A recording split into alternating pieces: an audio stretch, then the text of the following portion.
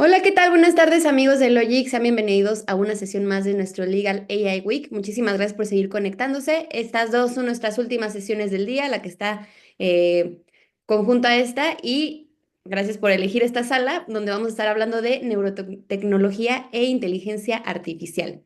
Para llevarnos de la mano con este gran tema, hoy tenemos como invitado al maestro Luis Ricardo Sánchez, a quien hoy tengo el gran honor de saludar. Buenas tardes, maestro. ¿Cómo te encuentras el día de hoy?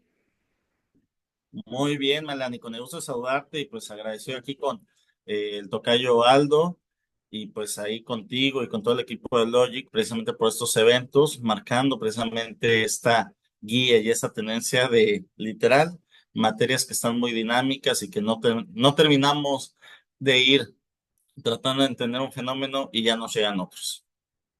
Muchísimas gracias, maestro. Hoy nos tienes preparada una presentación, entonces para no quitarte más tiempo, si gustas, vamos dando inicio.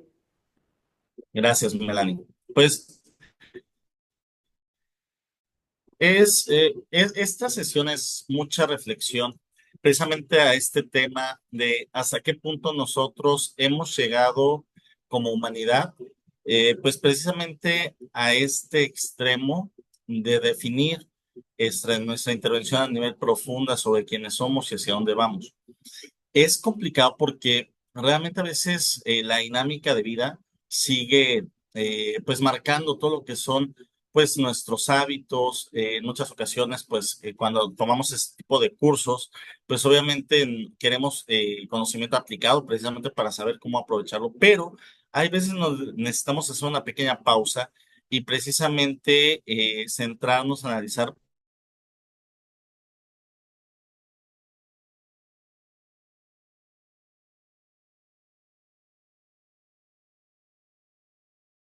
lo que hace. ¿Y por qué me refiero a porque nosotros en la práctica empezamos a abordar pues todo lo que es el fenómeno digital y todo lo que son los derechos digitales, los neuroderechos, pues traemos muchos mitos y muchas perspectivas en torno a aspectos que tenemos pues de manera evidente.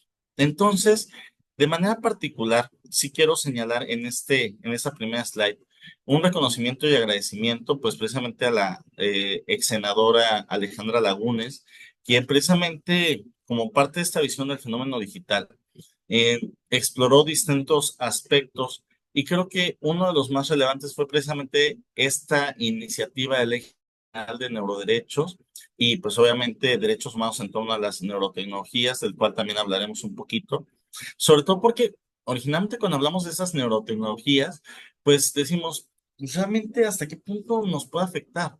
¿O realmente las neurotecnologías por sí mismas representan un riesgo? Y creo que gran parte de lo que estamos empezando a descubrir en este entorno digital es que estas tecnologías disruptivas vienen como los jinetes del apocalipsis, y no necesariamente porque sean malos, sino porque nos están planteando retos en donde la combinación nos generan grandes beneficios, pero a la vez riesgos monumentales. Entonces, destaco precisamente de la ex senadora, pues este valor y esta visión de, pues, de aventarse a generar una iniciativa de un tema tan relevante y que vamos a comentar, no estamos solos a nivel internacional.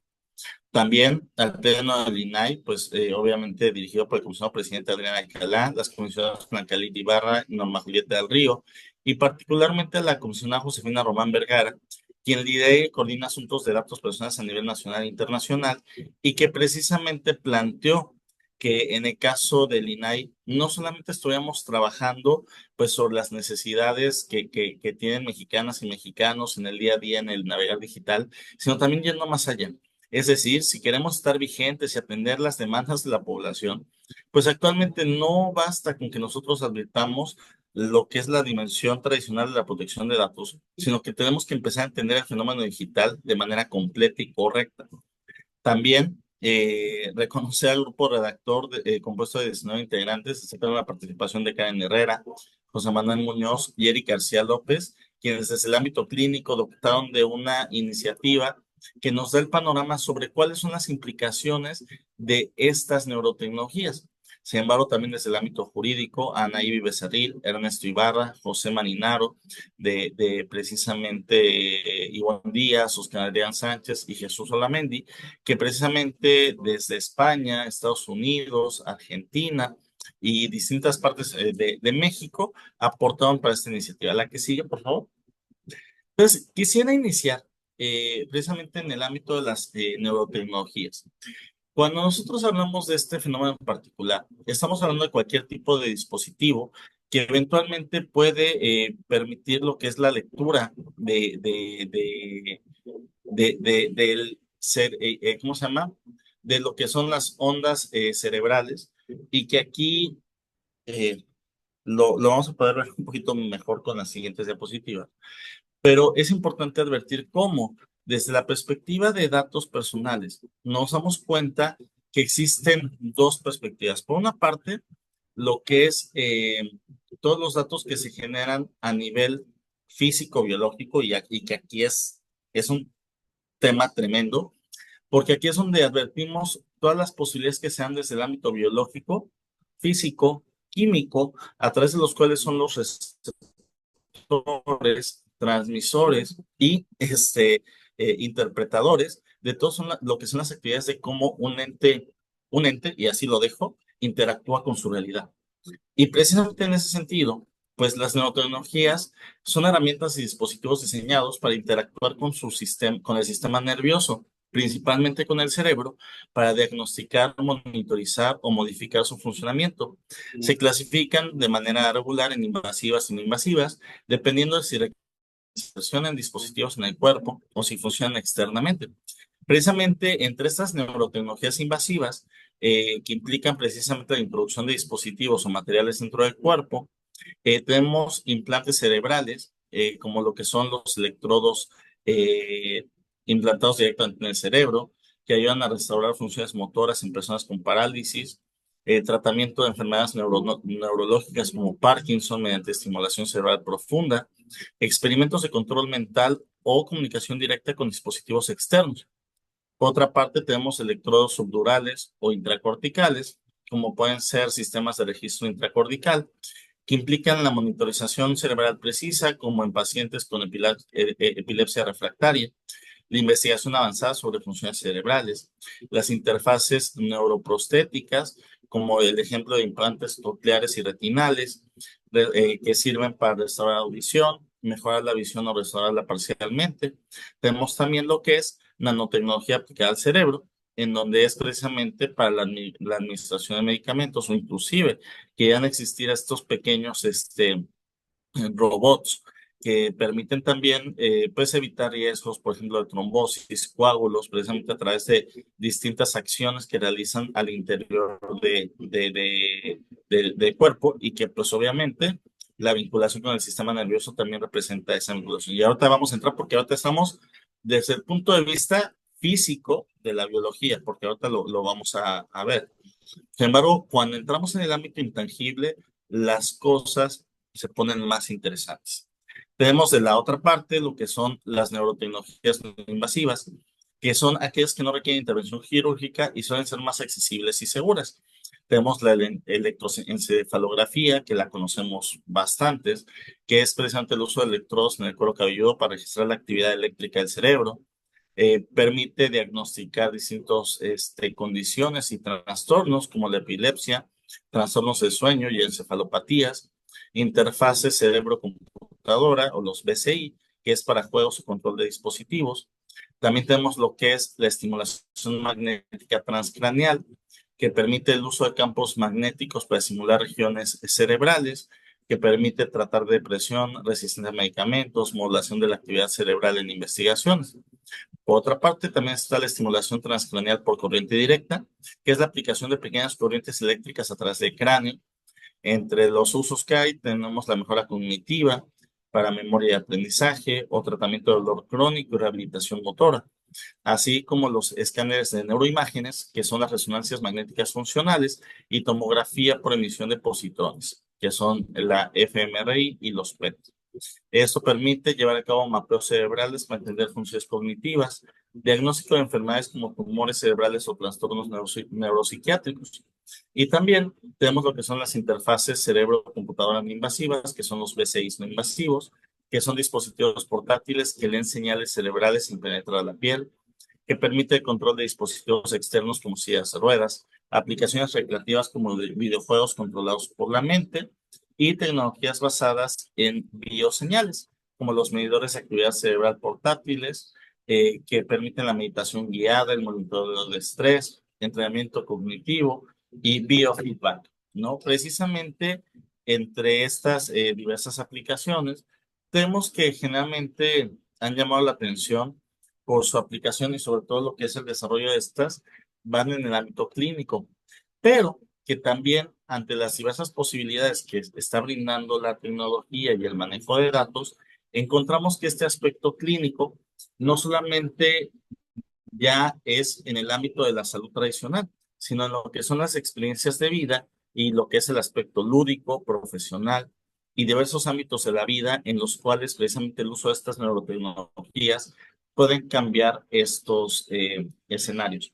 Aquí considero importante señalar, sobre todo porque lo tomamos como a la ligera y como temas que parecerían que van al día de mañana. Pero hoy en día realmente estos dispositivos abren gran posibilidad, no solamente para personas, a lo mejor que pueden ser grupos vulnerables o inclusive con actividad disminuida o inclusive en el tema de personas con alguna discapacidad o adultos mayores, en los cuales precisamente estos elementos ayudan a generar una mejor calidad de vida. Sin embargo, realmente si en el ámbito biológico apenas estamos experimentando y realmente no sabemos qué es lo que implican todas estas sensaciones en el sistema nervioso central y periférico, ahora, ¿qué es lo que sucede con la representación virtual de todas estas señales? ¿Qué es lo que sucede en nuestro cerebro? ¿Y qué es, literal, lo que todos conocemos de todos, que es la mente?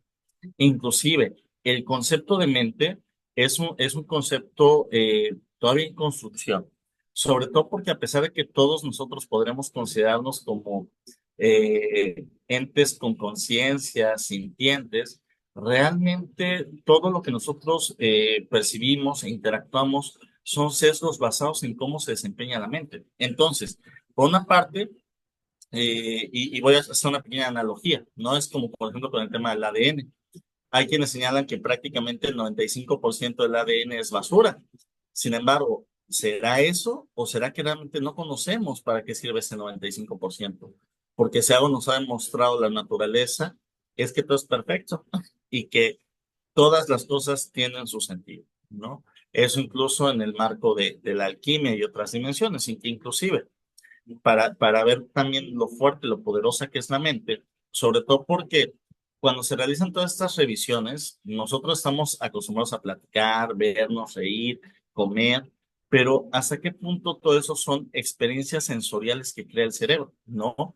Y a partir de aquí, si ya habíamos hablado que la inteligencia artificial demandaba de un impulso del derecho, sociología, filosofía, aplicada para la razón de ser al ser humano, ¿qué es lo que sucede en el ámbito del estudio de la mente y de la conciencia? Que precisamente implica que actualmente, o sea, incluso si ustedes se pueden dar cuenta, nuestro cerebro realmente es una máquina bastante eficiente, porque con independencia de las limitaciones de los receptores que tiene para interactuar con el mundo, pues permite que tengamos esta realidad perceptible con independencia que a lo mejor no podemos ver rayos ultravioletas, no podemos ver rayos infrarrojos, no podemos escuchar a lo mejor cómo la luz transita por el tiempo y el espacio. Y yéndonos más allá, como lo dice inclusive lo que es la física cuántica, que también en ese sentido está yéndose en una convergencia muy interesante entre psicología, biología y física, y cómo es increíble que estas ciencias que eran duras hoy están contrastando, ¿no? Sobre todo en el ámbito, y esto lo señalo, en donde la teoría del todo, precisamente esta teoría W, o que trata de unificar las cinco teorías del todo más relevantes, pues para que funcionara implicaría que nosotros tuviéramos la identificación de la conciencia, cuando menos de que nos desenvolvemos en 11 dimensiones. Es más, si hiciéramos el ejercicio de esas dimensiones en las cuales nosotros nos desarrollamos, difícilmente nosotros podremos pasar de la cuarta a la quinta dimensión, ¿no? Entonces, en este sentido, y ahí es donde incluso viene el milagro de la vida, hasta qué punto lo que nosotros percibimos con nuestra mente es realidad. ¿Qué es realidad? ¿Qué es verdad? ¿No? Y a partir de ahí, no por entrar al escepticismo, sino precisamente por establecer lo frágiles que somos nosotros, no nada más en el ámbito físico o biológico, que ya lo conocíamos de lo frágil que es la vida, sino también en cuanto a nuestras ideas y convicciones. Sobre todo, la que sigue, por favor, cuando entramos en redes sociales como TikTok, entramos en un supuesto en donde ya los algoritmos de inteligencia artificial pues son bastante efectivos. Entonces, sobre todo para poder predecir e inferir lo que incluso las personas desconocen de sí mismas y que precisamente en ese proceso de crecimiento, de maduración, de desarrollo libre de la personalidad, encontramos que hasta qué punto una persona tiene derecho a mejorarse, y ahora lo vamos a ver entre los famosos neuroderechos, la mejora, y hasta qué punto pues también merecemos o tenemos ese derecho de mantenernos analógicos, ¿no? Que creo que constituye la misma percepción de lo que es la privacidad por sí misma, ¿no? Que la privacidad va desde ese derecho a exponerte y ser feliz hasta ese derecho de abstraerte y no querer socializar, ¿no? Y que ahí tenemos varios elementos que también se tienen que ir determinando, definiendo y rompiendo mitos. Sin embargo, como trataba de señalar previamente, ¿cuál es el riesgo incremental que se da a partir del uso de las neurotecnologías? Las neurotecnologías por sí mismas, pues claro que no. Por supuesto que si tenemos un dispositivo que pueda ayudar a curar el Alzheimer, inclusive en el tema incluso robótico, al tema de volver a recuperar la movilidad. De hecho, gran parte de lo que son los grandes proyectos de inteligencia artificial implican el uso de neurotecnologías, la mayoría no invasivas, y es importante ahí señalarlo.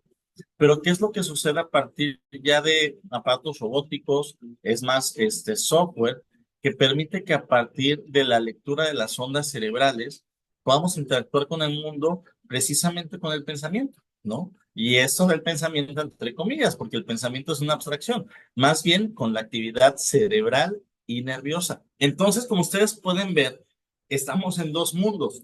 En el mundo tangible de lo que son los receptores, los transmisores y todo lo que son los codificadores que tenemos nosotros en el cuerpo humano, y que muchos de esos son las actividades cerebrales y el sistema nervioso central, y precisamente ahí identificamos las distintas secciones del cerebro, que cada una tiene funciones distintas, entre las cuales tenemos ciertos elementos que son instintivos o que son básicos, que es lo que se atribuye a este cerebro reptiliano, que ojo, es increíble cómo hablamos para tratar de medio interpretar un poquito todo este fenómeno, pero todos no dejan de ser teorías, y son teorías que bien o mal nos permiten irnos acercando. Entonces, realmente estamos, cuando hablamos como el fenómeno de lo que es el manejo de datos cerebrales, y que todo esto, es toda la parte de biología todavía con acercamientos que llegan a ser en muchas de las ocasiones teóricos.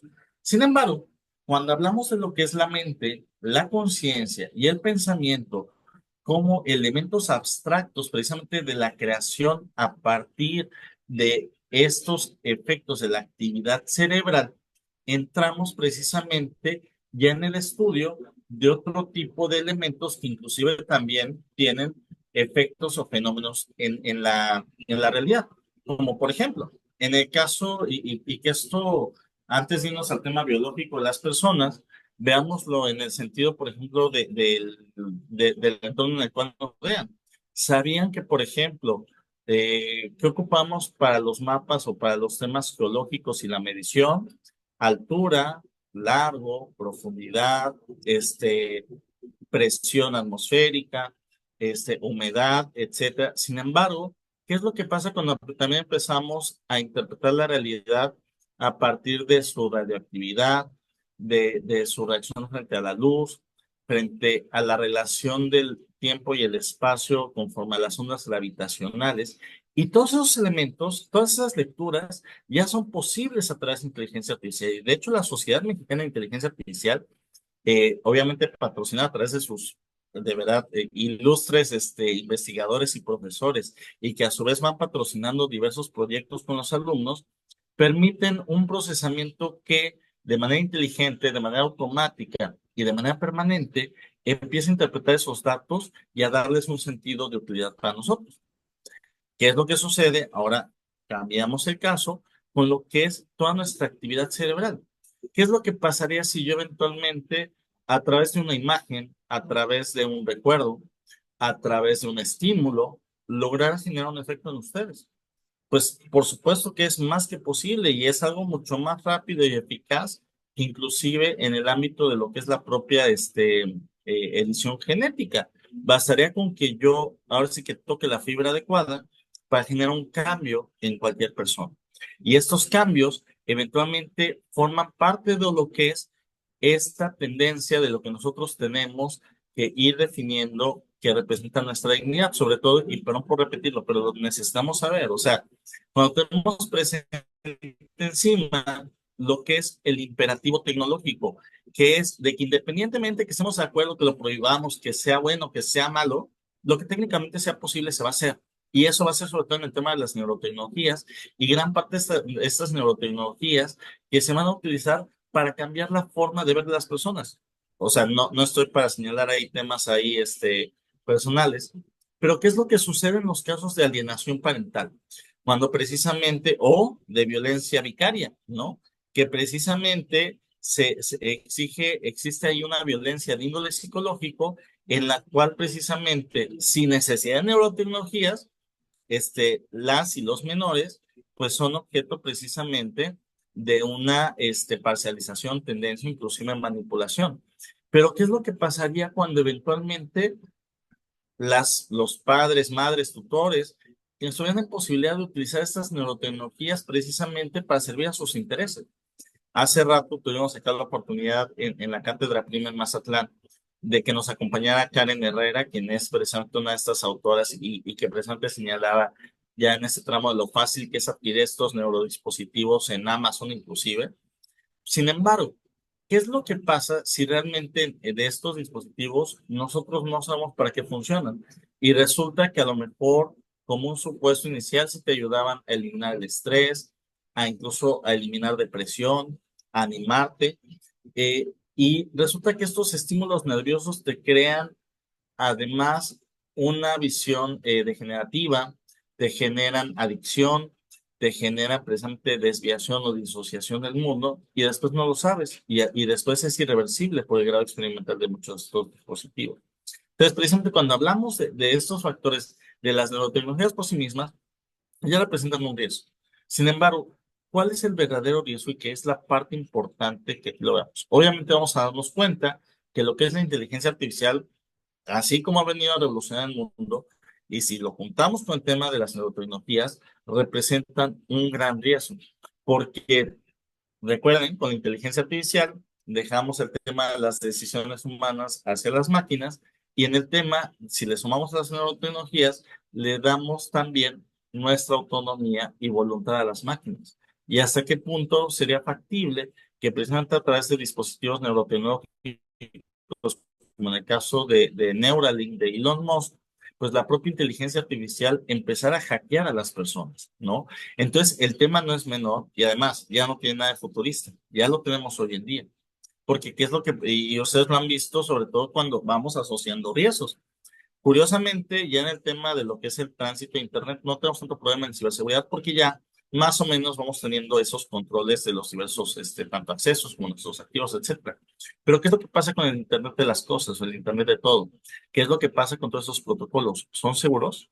Realmente, ya cuando nos ponemos a evaluar, que ahí es el otro tema que platicamos también con esta Anaíri, que dejó en una eh, precisamente ponencia pasada, si a través de lo que es el entorno digital buscamos incrementar su usabilidad a partir de la confianza, pero si el enfoque de ciberseguridad implica el cero trust o el cero confianza, ¿cómo lo vamos a equilibrar estos dos escenarios para también generar un esquema funcional? Sobre todo cuando lo que es todo el ámbito de lo que son los técnicos, pues prefieren incrementar lo que es la funcionalidad, la eficacia del sistema y a veces la seguridad la dejan de lado. Entonces, ese riesgo incremental lo vemos cuando sumamos diversos tipos de tecnologías disruptivas, entre las cuales están precisamente las tecnologías transhumanistas, que implican estos mecanismos de mejora